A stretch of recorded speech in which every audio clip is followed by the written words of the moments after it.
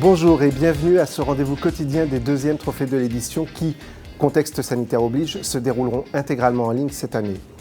Chaque jour à 11 h jusqu'au 7 décembre, Livre Hebdo va vous révéler un trophée issu de son palmarès.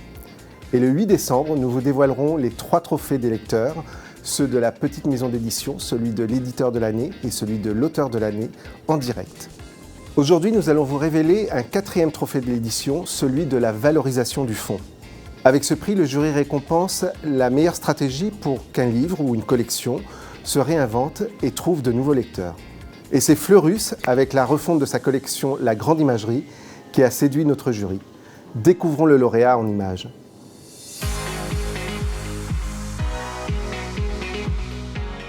Pour Fleurus, qui est un éditeur de grand public, être reconnu par des professionnels, par des pairs, c'est vraiment fantastique. Et c'est l'aboutissement d'un travail d'1 an et demi à peu près avec une énorme équipe. La valorisation du fonds pour lequel on a voulu concourir, c'est justement cette grosse, énorme collection qu'est La Grande Imagerie, qui compte 165 titres et dont on a refait presque la moitié cette année.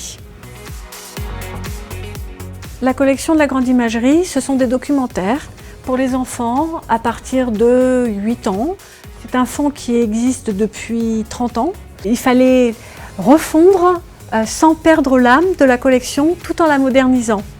Donc c'était un travail quand même qui nécessitait beaucoup de doigté et on est content d'y être arrivé. Ce prix, c'est la reconnaissance des libraires aussi, des bibliothécaires, des professionnels, donc c'est très important pour nous.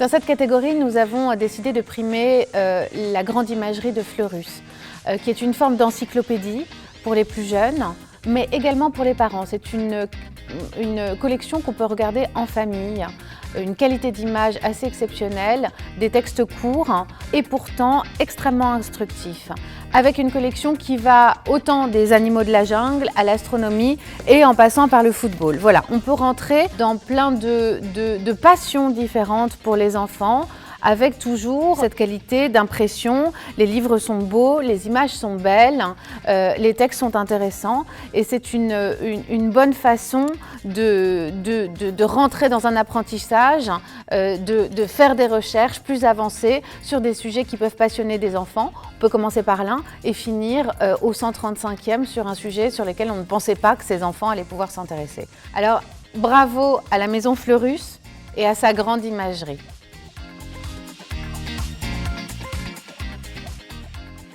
Voilà pour le trophée de la valorisation du fonds. Demain à 11 h dans la quotidienne, Anne-Laure Walter vous présentera le trophée de la communication. Merci de nous avoir suivis et très belle journée.